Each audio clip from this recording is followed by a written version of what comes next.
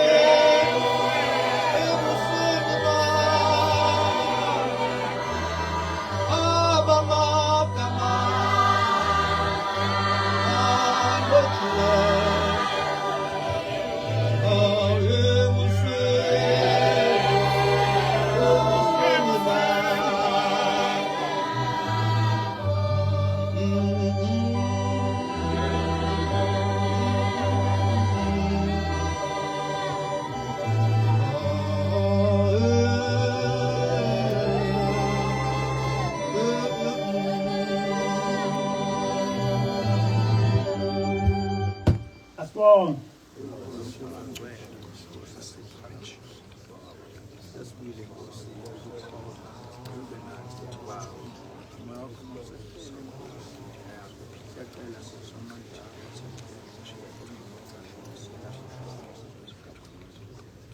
Amen.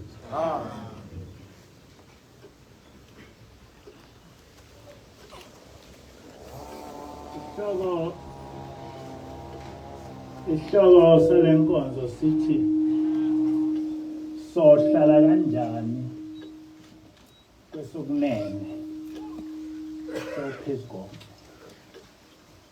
Sohlala kanjani kwesokunene kwesophezulu konke. Ngesabatha ledlule sicaphune intshumayelo kababamkhulu efuneka kanje. Kuhle kufela inkolo ngoba labo abanjalo ababe besalinda ndawo baqonda ngqo eparadise. uNkulunkulu abalungiselele indawo ngakwesokunene sakhe. Nendodana kaMaria ayiqalanga ndawo, yavele yaqonda ngqo ezulwini, futhi yabusa zonke izizwe. Nani-ke ninayo indawo eceleni kwayo. Amen. Kule ntshumayelo umprofethi uyasitshela ukuthi uma uvikela inkolo kaJehova, akusho lutho ukuthi abantu bagcina ngokukubulala, kodwa usufile ezulwini, uba liqhawe, uhlale eduze kwaNkulunkulu. Uthi-ke umprofethi nakuYeshua kwabanjalo, wabulawa, esebulelwe ukushumayela izwi likaNkulunkulu, kodwa ekufeni kwenyama umphefumulo wakhe wahlala noNkulunkulu, wadunyiswa izizwe zonke njengoba namanje kusenzeka. Ngale nkulumo ubabamkhulu ufakazela yena uYeshua uma kuMathewu 5:11 to 16:18. Nibusisiwe nxa benithuka, menizingela, bekhuluma konke okubi ngani, beqamba amanga ngenxa yami. Jabulani nithokoze ngokuba umvuzo wenu mkhulu ezulwini, ngokuba babazingela kanjalo abaprofethi abanindulelayo. Amen. Uyaqhubeka uYeshua uthi, nina ningusawuti womhlaba, kepha uma usawuti uduma, ubusawuti bawo uvuswa ngani na? Awunamsebenzi walutho kuphela kuba ulahlwe ngaphandle, unyathelwe ngabantu. Amen. Nina ningukukhanya kwezwe, umuzo owakhiwe entabeni, ungesitheke. Umuntu akasokhela isibani asibeke phansi kwesitsha, kodwa usifaka othini ukuze sikhanyisele bonke abasendlini.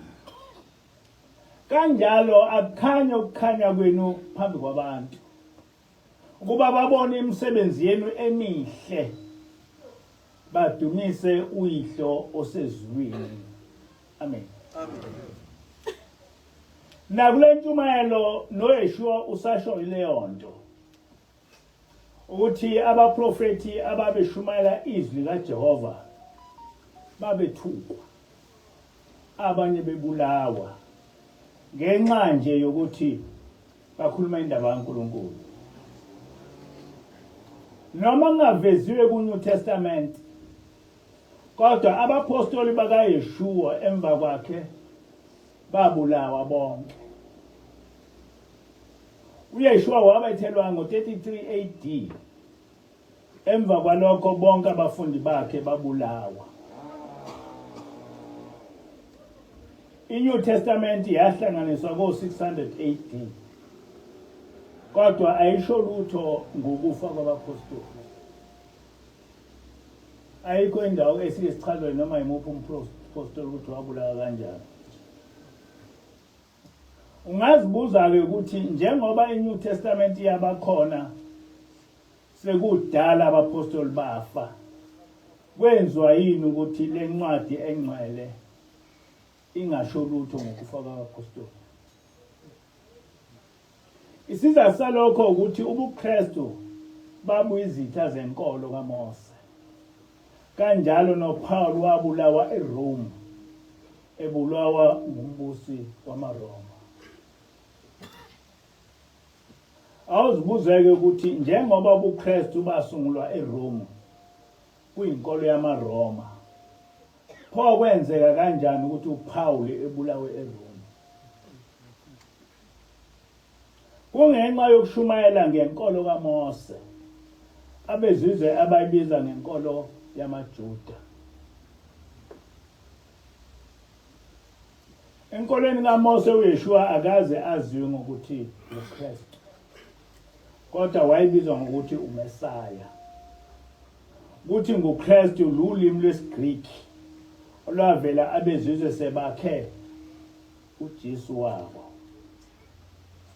Njengoba sake sasho ngaphambili, lo Paulo owayishumayela eliJuda wabulawa ngumbuso wamaRoma.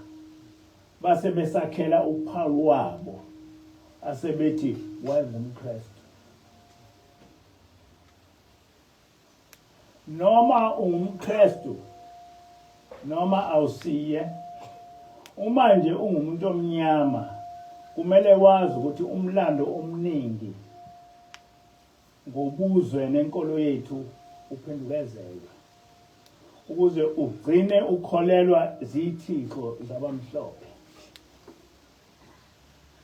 uYeshua kwakungumuntu omnyama, kunguYeshua obizwa kuthiwa uMesaya, kodwa kwagcina sekunguJesus Christ ongumlungu. Namanje izingqondo zethu zinamathele kuJesus Christ ongumlungu. Abapostoli baphuma eJerusalem bengaphansi kwenkolo kaMose, bayofundisa ngenkolo kaMose. Kodwa namhla sifundiswa ukuthi babe ngamaKristu, beyofundisa ngobuKristu. uShawuli wayeliJuda, kade umFarisi, waphenduka waba umNazaretha. Kodwa namhla sesifundiswa ukuthi waphenduka ekubeni nguSawuli, waba nguPawulu, wafundisa ngobuKristu. Ukubuyela kulamavangeli esikhuluma ngawo ngezimfundiso zikaYeshua noShembe, sithola izithunywa ezimbili zikhuluma into eyodwa, kodwa ngezindlela ezahlukene.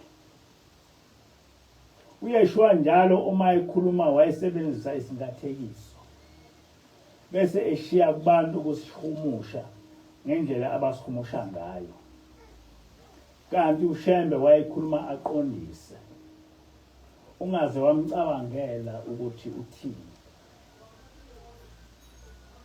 Ingozi yokuthi uma ukhuluma uthi uma ukhuluma ungathekise ukuthi abanye abantu kuye kuthi ukukhuluma uqondile bese bekuhumusha ngokuhlanekezela. Lokho imfundiso ekushoyo. Ukunikeza isibonelo, uYeshua uthi ngiyindlela neqiniso, akakho oza kubaba ngaphandle kwami. Le nkulumo isingathekiso, kodwa amakholwa ayihumusha ngendlela yokuthi igcine ngokusho into engenamqondo, bebalekela lokhu ekushoyo.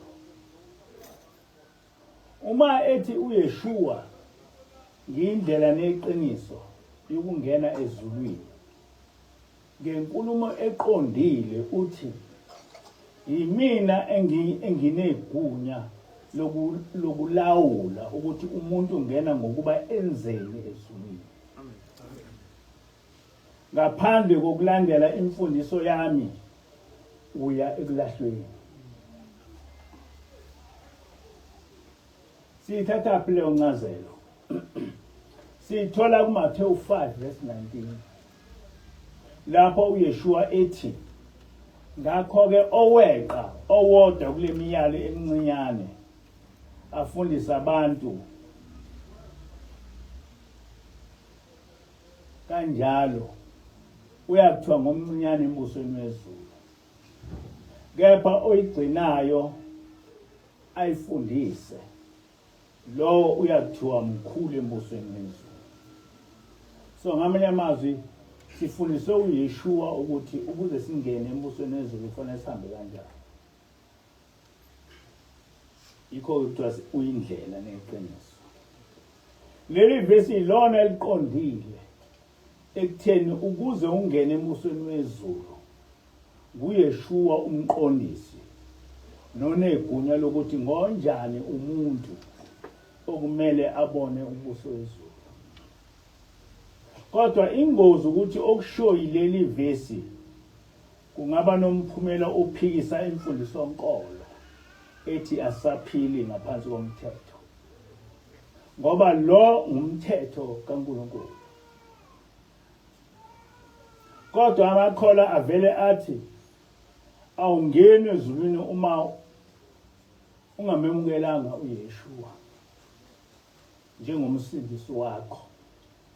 Bese kuthiwa ukwamukela uYeshua ukusho ngomlomo uthi ngiyamvuma uYeshua ukuthi ungumsindisi wami, kodwa ungabekelwa umthetho uthi uma usuwamukele uYeshua ugcina lokho nalokho.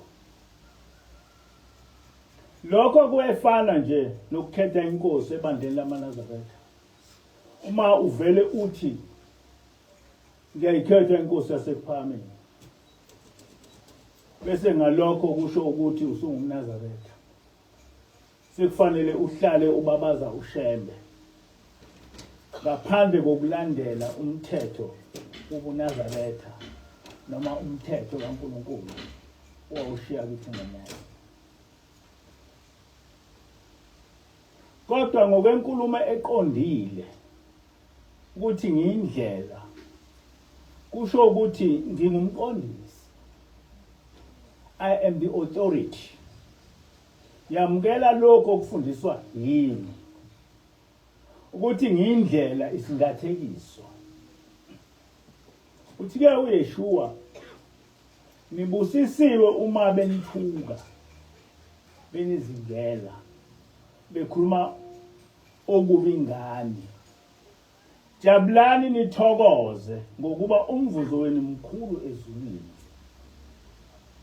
Kodwa uShembe yena uyaqondisa uthi niyohlala ngakwesokunene sikaNkulunkulu. Angazi noma niyawuzwa imehluko lapho. UYeshua uthena umvuzo wenu mkhulu ezulwini.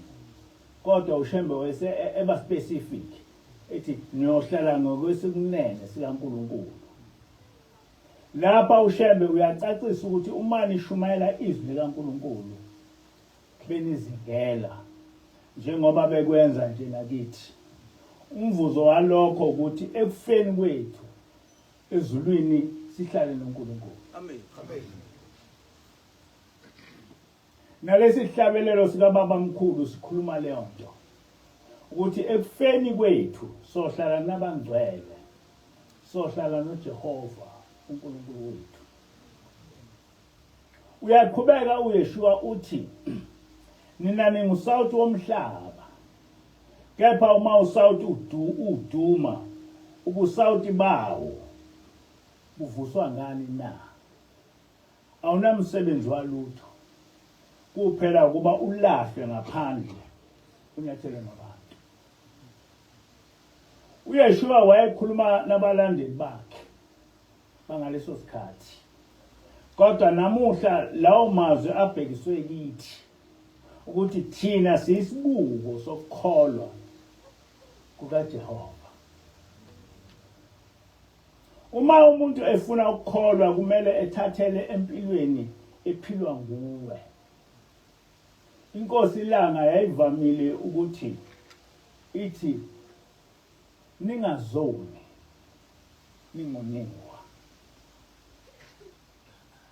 Mina ngiyaye ngisho ngeqholo ngithi uma ufuna ukubona ukuthi umuntu ongumNazaretha ungumuntu onjani buka mina. Anginamahloni ukuthi I am a typical Nazareth. Mina akakho umuntu ongathi kimi yebo yena umholi wamaNazaretha kaNkulunkulu. Kodwa izenzo zakhe azisho ukuthi ukholile. Wenza lokhu nalokhu ongaziwa ngumuntu okholiwe noma ongumholi. Angizenyezi ngalokho. Anginaso isici uma sekuzwa ekukholweni. Ngaso sonke isikhathi ngihlale ngininga ngoNkulunkulu, ngininga ngezimemezelo zomkhondo wezwi likaJehova. Ngibheka ukuthi ngisahamba ngayo yini indlela efuna uNkulunkulu. Uthi-ke uYeshua noma ubungumuntu obulungile uziphethe kahle. Kodwa uma usuwona konke obuyikho kuyaphela bese uyaliwa ezulwini. Ngake ngasho ngaphambili ukuthi noma ungaba nesono esikangakanani. Kodwa uma ngenhliziyo ethobekileyo nezisolayo uguqa phambi kwaNkulunkulu ucela intethelelo. uJehova uma ekuthethelela akabali ukuthi isono sakho sibi kangakanani. Ekuphendukeni kwakho uNkulunkulu uyazigeza zonke izono zakho. Kodwa uma usuwenza isono umhlubuka uJehova uNkulunkulu uyacisha konke ubuhle obuhamba ngapho. Noma ngabe ubuwenzani enhle kodwa uma usuhlubukile usuya esihogweni. Njengoba kwenzeka ukuthi uDaskariya ukuthi waye ngumphostoli noma engumsizi kaJesu akusho ngolutho. Uyaqhubeka uYeshua uthi nina ningukukhanya kwezwe. Umuzi wakhiwe entabeni ungiyesitheke. Umuntu akasokheli isibani asibeke phansi kwesitsha. Kodwa usifaka othini ukuze sikhanyisele bonke abasendlini. Kanjalo ukukhanya akukhanye ukukhanya kwenu phambi kwabantu ukuba babone imisebenzi yenu emihle badumise uYihlo osezulwini. Le ntshumayelo kaYeshua igcizelela ukuthi thina esingamakholwa sihlale ngokuziphatha kahle. ukuze abantu babone kithi ukuthi ukukholwa into enhle. Angazi noma kusenjalo namanje, kodwa ngafunda izincwadini eziningi zithi abamhlophe uma befuna izisebenzi bayaye befune amaNazaretha. Okokuqala kuyimfundiso kaBabamkhulu ukuthi umNazaretha akangantshontshi. UmNazaretha asebenze ngokwethembeka, engawugolimi umsebenzi wakhe okuholelayo. Imfundiso lokukholwa leyo.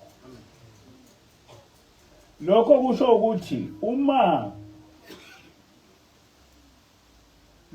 ukuthi uma ungumqashwa, umqashi wakho kumele ahlale enelisekile ngomsebenzi oqashelwe wona. Futhi umqashi engahlali enovalo lokuntshontshelwa emsebenzini wakhe. AmaNazaretha-ke abe eyenza into ayifundiswa nguBabamkhulu. UmNazaretha wayengantshontshi emsebenzini.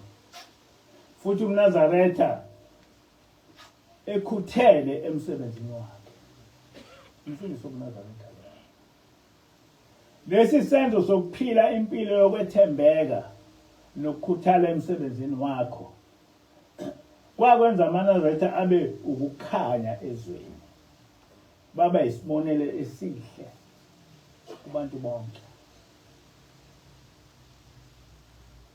Lokho kwabe kuveza isimo somuntu obafundisa ukukholwa. Angazi noma isekhona yini leyo mfundiso kwamanye amaNazaretha. Kodwa lapha e-NCG singathi kusenjalo. Sisazilandela izimfundiso zomprofeti. Kunensizwe ezintathu ezazisebenza komunye umlungu. Omunye kulabo abathathu wabe esehlubuka kuleli bandla. Kanti ubaphethe. Wabe seqala ukubahlukumeza. Base benquma ukushiya umsebenzi. Lokhu kwenzeka khona lapha eThekwini noma lapha ePietermaritzburg. Kuthe lo mlungu ethela upetrol eGoli. Wathelelwa upetrol ngenye inkosana. Uthe uma ibuka indlela ehlonipha ngayo, wabe sekhumbula laba bafana ababemsebenzela. Ngenhlanhla lonkosana okwakungumvangeli uSikhakhane. Uyabazi. Ngoba kwakungumvangeli uNkwanyana nomshumayeli uNduli. Lo mlungu wabe sefuna ucingo lwabo kumvangeli uSikhakhane eGauteng. Lo mlungu wagcina ngokubathola, wababuyisa emsebenzini wakhe. Namanje basasebenza kule khampani yale mlungu. Amen. Lesi senzo esenza lo mlungu ehambe ebafuna kungenxa yokwethembeka kwabo okwaba ukukhanya kubaqashi babo. Bathi asikwazi ukwehlukana nalaba bafana kushabelungu. Abantu babona imisebenzi yakho, abantu babona imisebenzi yakhe emihle. Bese ngale misebenzi kukhangiseka inkolo yakho. Abantu bayibone ukuthi kumele bayilandele lenkolo esenamakholwa anje. Ngendlela osiphatha ngayo wenza abantu badumise ubuNazaretha ngezimfundiso zomprofeti. Akugcinanga ngomvangeli uNkwanyana nomshumayeli uNduli. Kodwa kwathi futhi sisemgidini sisina. Sabona sesivakashelwa ngumlungu eza ngeveni igcwele yonke inhlobo yokudla. Ngase ngiyambuza lo mlungu ukuthi usaze kanjani. Wathi kunezinsizwe ezimbili ezimsebenzelayo ezinunge isimanga. Okubonakalayo ukuthi bakhuliswe kahle ngendlela eyisimanga. uthike lo mlungu ngithe uma ngibuza ukuthi basontaphi bangilethe kuleli bandla. Bengifuna ukubona umfundisi ophethe lezi zinsizwa ezikhuliseke kahle kanje. Laba kwakungumvangeli uNgcobo nomfowabo umshumayeli uNgcobo. Kumele uhlale ungukukhanya noma kuphi uma ulilunga laleli bandla. Uthi-ke uYeshua, nina ningukukhanya kwezwe. Umuzi wakhiwe entabeni ungesitheke. Umuntu akasokheli isibani asibeke phansi kwesithi. Kodwa usifaka othini ukuze sikhanyisele bonke abasendlini. Kanjalo akukhanye ukukhanya kwenu phambi kwabantu ukuba babone emsebenzini yenu emihle badumise uYihlo sezulwini. Nako ma-security guards abantu babefuna umfundisi umdlolo ngoba lapho okhona usuke hamba noNkulunkulu. Ngisho igebengu ziyehluleka ukuba zintshontshe lapho suke khona. Kubalekile futhi ukuthi ungagudluki kokuthunywe uNkulunkulu. Ungabheki ukuthi abantu bakwemukela noma cha. Encwadini kaHezekeli 2 verse 3 to 8 sizwa uNkulunkulu ekhuluma kumprofeti Hezekeli kanje. Ndodana yomuntu, ngiyakuthuma kubantu bakwa-Israyeli ezizweni zamambuka ehlubukile kimi, zonile kimi kuze kube namuhla. Bangabantu abanenkani nenhliziyo elikhulu. Ngiyakuthuma kubo uyosho kanje kubo uthi, ithi inkosi uJehova, noma ngabe bayalalela noma abalaleli ngokuba bayindlu ehlukayo, nokho bayokwazi ukuthi bekukhona umprofeti phakathi kwabo. Wena ndodana yomuntu ungabesabi namazwi abo, noma ngabe afana namakhakhasi nameva kuwo, uhleli nofezela ngenxa yobuso babo ngokuba bayindlu ehlubukayo. Uyakhuluma amazwi ami kubo, noma ngabe bayalalela noma bawashaya indiva, ngokuba bangabahlubuki. Kepha wena ndodana yomuntu, yizwa engikusho kuwe, nawe ungabi ngohlubukayo njengalendlu ehlubukayo. Vula umlomo wakho udle engikunika khona. Kusahluko 3 verse 17 to 19 uJehova uyaqhubeka uthi, ndodana yomuntu, ngiqoke ukuba ngumlindi kuyo indlu yakwa-Israyeli. Ngakho-ke uyakuzwa izwi eliphuma emlonyeni wami, ungixwayisele bona. Uma ngithi komubi uyakufa nokufa, bese ungamxwayisi endleleni yakhe embi ukuba umsindise, uyakufa ngenxa yezono zakhe. Kepha igazi lakhe ngiyakulubuza esandleni sakho. Kepha uma wena umxwayisile umubi, kepha awazi wakuyeka ububi bakhe nendlela yakhe embi, uyakufa ngenxa yesono sakhe. Kodwa wena usindisile umphefumulo wakho. Amen. Kule nkulumo sizwa uJehova echazela inceku yakhe uHezekeli kubantu oyithuma kubo ukuthi bangabantu abalukhuni yize beyindlu kaIsrayeli ewaziyo umthetho kaNkulunkulu kodwa angeke bakwamukele akushoyo. Le ncwadi sayifundelwa yingilosi isazisa ukuthi lesi simo esibhekene naso kumaNazaretha siyefana naleso umprofeti uHezekeli owayebhekene naso bantwana bakwa-Israyeli. Ukuthunywa ukushumayela ikakhulu kubantu bakini kuyisimo esilikhulu kakhulu. Yikho kunesisho esithi umprofeti akamukelwa ezweni lakubo.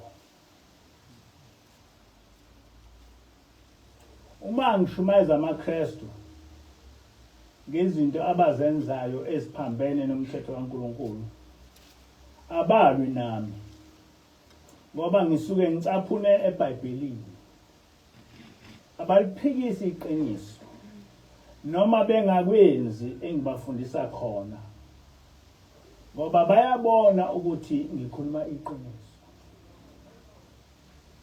Kodwa kumaNazaretha akukhathalekile ukuthi ngingaveza buphi ubufakazi kwengikushoyo. Ngivele ngithuke ngazo zonke izinhlamba. Bethi usikhumbuzelani lokho? Ngenxa yokuhlubuka kwabo umuntu obabuyisa ekukholweni uba yisitha sabo. Ngesabathe ledlule ngifunde izincwadi eziningi zeBhayibheli kanye nezintshumayelo zikaBaba Mkhulu nezinkosi ilanga. Lapho kucaciswa khona ukuthi ukuzibiza ngoNkulunkulu kuyisono esikhulu kangakanani kuJehova. Kodwa emva kwalokho ngithole izinhlamba ezinkulu kumaNazaretha. Yize bebona ukuthi ngibakhumbuza okwasho uNkulunkulu. Ngibakhumbuza izimfundiso zomprofeti nezinkosi ilanga. Abanendaba nokuthi engikushilo ngikucaphune emthethweni kaNkulunkulu. Kodwa impi ithi usibuyiselani kwesikulahlile. Ngoba ayikho lento ekhulunywa uNkulunkulu. Ayikho lento ekhulunywa umprofeti. Ayikho lento ekhulunywa inkosi ilanga. Thina sesinoNkulunkulu wethu.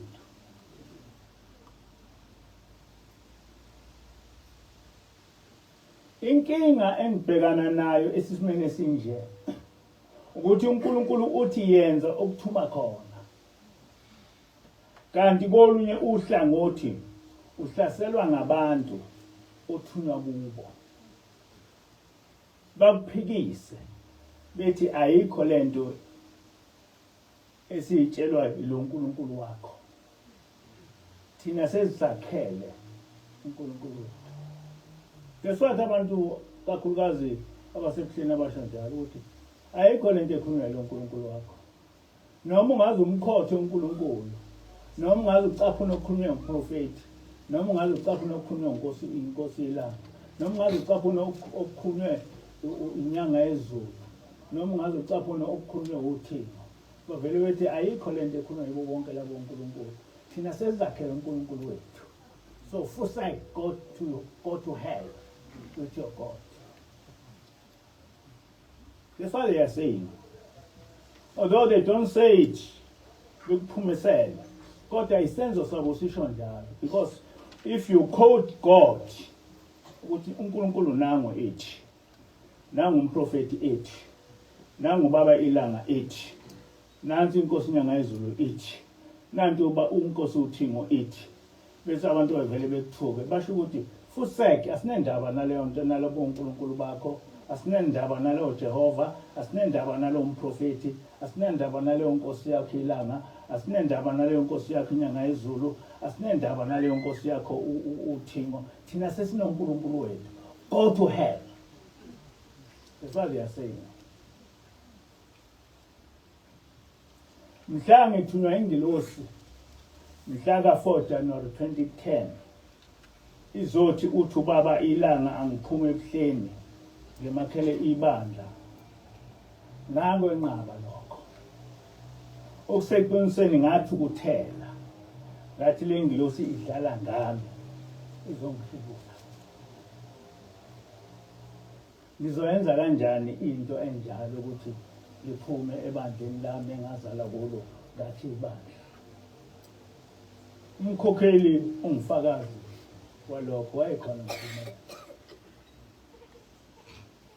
ngendlela engatsasuka ngayo ingilosi yavele yangiyeka asaze sabuye ukuyikhuluma le ndaba kwaze kuba ngo-August 2010 ngoba yabona ingilosi ukuthi iyangitsasula lento futhi ayikho indlela ezoyikhuluma kuyo izinto zashintsha kusukela mhla ka-21 ku-August sekufika abafundisi bethi bazongikhipha enkonzweni ngangazilutho ukuthi bazongikhiphelana kodwa ke babengaqali futhi ngikwejwayele ukuvele ngihlaselwe ngabafundisi abathile ngaphandle kwesizathu balwe nami behluleka ukungikhipha kodwa ngesonto elilandelayo ingilosi yafika isithuthele yathi wena ubaba ukuthuthelele uthi ufike akuthume bese uyamphikisa kokuthuma khona ngiyama ngizwe ukuthi ngithena ukuthi umyalezo ukuthi angiphume efihleni wafika ngoJanuary 2010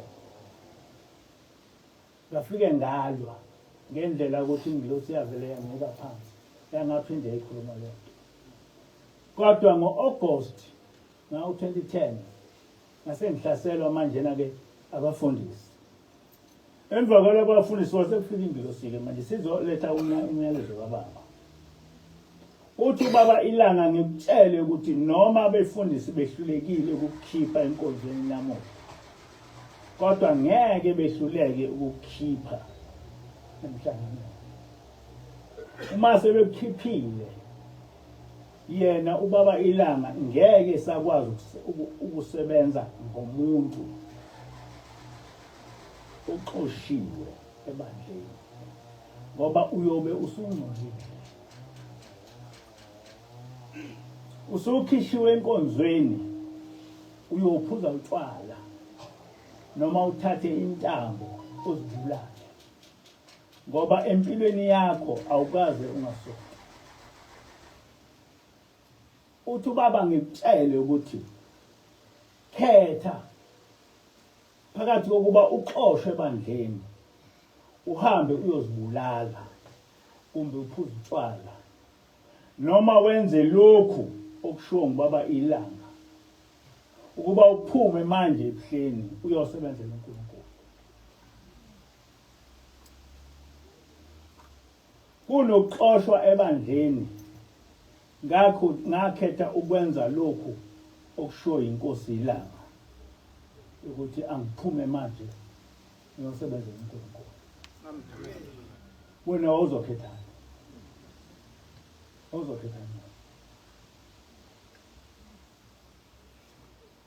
noma amaNazaretha sengiwachazela kanjani ukuthi angizikhethelanga ukuvula leli banga kodwa ngathunywa inkosi ilanga ukuba ngiqhube umsebenzi kababa mkhulu kodwa konke lokho abakushayile noma ngabachazela kanjani noma ngabanikeza ziphi izibonelo no they don't care because balahle yena ubaba ilanga balahle uNkulunkulu balahle lokho noma ngabafundela ukushow baba mkhulu bekubhala kubhalwe phansi they don't care as long as ukuphikisa lokhu bona sebekuphika ngakho ke kumele ngihlale ngihlaselwa ngithukwe ngazo zonke izinhlamba kuthiwe ngizenza ushembe yize ngithunywe nguye ushembe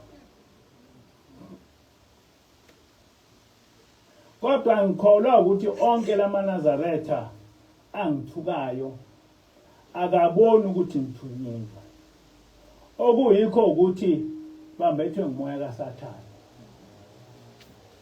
bamlahlile uNkulunkulu, bamlahlile umprofeti, balahle yonke imfundiso kuNazaretha, bazakhela uNkulunkulu wabo. Kodwa uNkulunkulu akanendaba nokuthi bayakukholwa lokho noma cha. Yena ufuna wenze lokhu akuthume khona.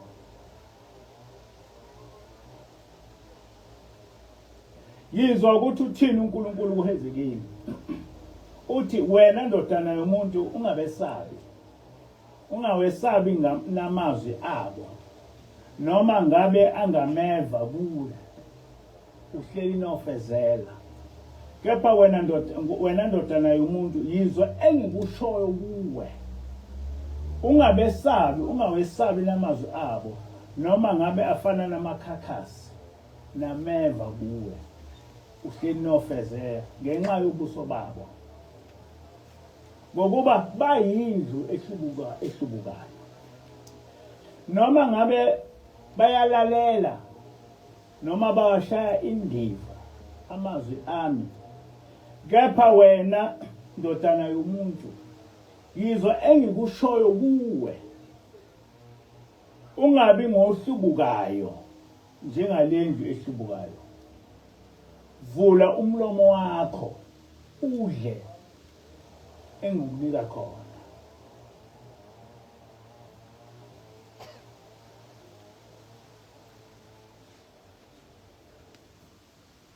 Ukungakulandeli ukuthunywa uJehova nawe uba ngohlubukile.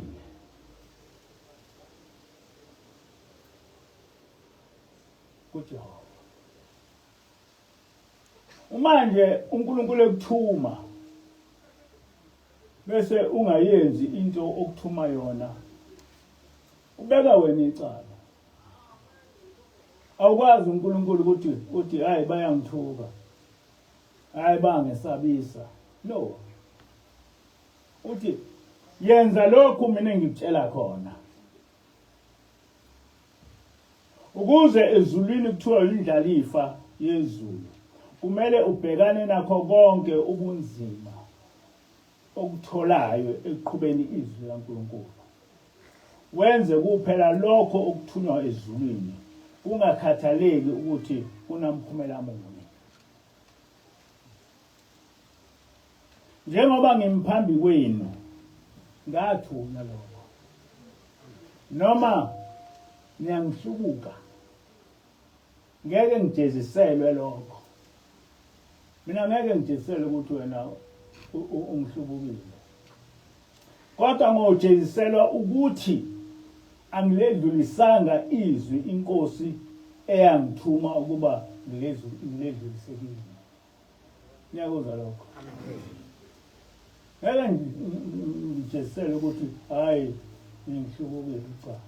Kodwa ngojeziselwa ukuthi lokho engithunywa ukuthi ngikutshele khona ngikutshelile yini.